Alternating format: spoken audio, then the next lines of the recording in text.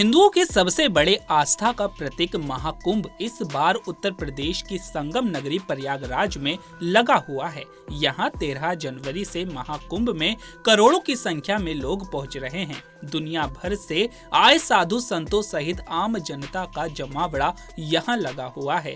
बता दें कि महाकुंभ के दौरान काफी बड़ी संख्या में साधु संत सहित कई लोग यहाँ तपस्या करते हैं और कई लोग कठिन नियमों का पालन कर कल्पवास करते हैं। माना जाता है कि कल्पवास करने से करीब 9 साल की तपस्या के बराबर फल मिलता है।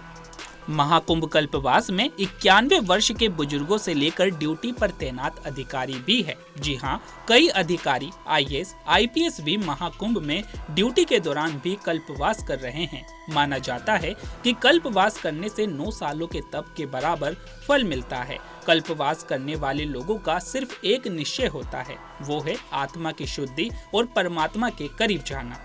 लेकिन इसके नियम काफी कठिन होते हैं। तो चलिए जानते हैं कि आखिर क्या होता है कल्पवास।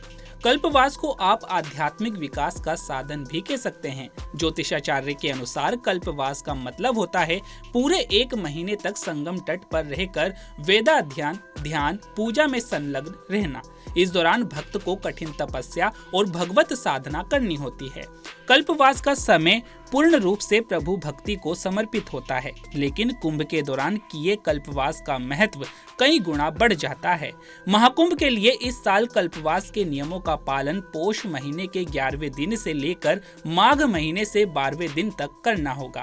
धार्मिक मान्यता है कि सूर्य देव जब धनु राशि से निकलकर मकर राशि की यात्रा शुरू करते हैं, तब 1 महीने के कल्पवास का ठीक वैसा ही पुण्य फल मिलता है, जो कल्प में ब्रह्मदेव के 1 दिन के समान होता है। इसलिए कई लोग मकर संक्रांति के दिन से भी कल्पवास की शुरुआत करते हैं। पूरे माघ महीने में संगम पर निवास कर तप, साधना, पूजन, अनुष्ठान को ही कल्पवास कहा जाता है। वहीं कल्पवास के नियम बहुत कठोर होते हैं।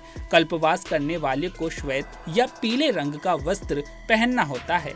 कल्पवास की सबसे कम अवधि 1 रात होती है। इसके साथ ही इसकी अवधि 3 रात, 3 महीने, 6 महीने, 6 साल, 12 साल या जीवन भर भी होती है। पद्म पुराण में महर्षि दत्तात्रेय द्वारा वर्णित कल्पवास के 21 नियम बताए गए हैं। जो व्यक्ति 45 दिनों तक कल्पवास करता है, उन्हें पूरे 21 नियमों का पालन करना अनिवार्य होता है, जिसमें सत्य वचन, अहिंसा, इंद्रियों पर नियंत्रण रखना, सभी प्राणियों पर दया भाव रखना, ब्रह्मचर्य का पालन करना, व्यसनों से दूर रहना, ब्रह्म मुहूर्त में जागना, नियमित 3 बार पवित्र नदी में स्नान करना, त्रिकाल संध्या का ध्यान करना, पितरों के लिए पिंडदान, दान, अंतर्मुखी जप, सत्संग, संकल्पित क्षेत्र से बाहर ना जाना, किसी की भी निंदा ना करना, साधु सन्यासियों की सेवा, जप और कीर्तन, एक समय भोजन ग्रहण करना, भूमि पर सोना, अग्नि सेवन ना करना, देव पूजन करना।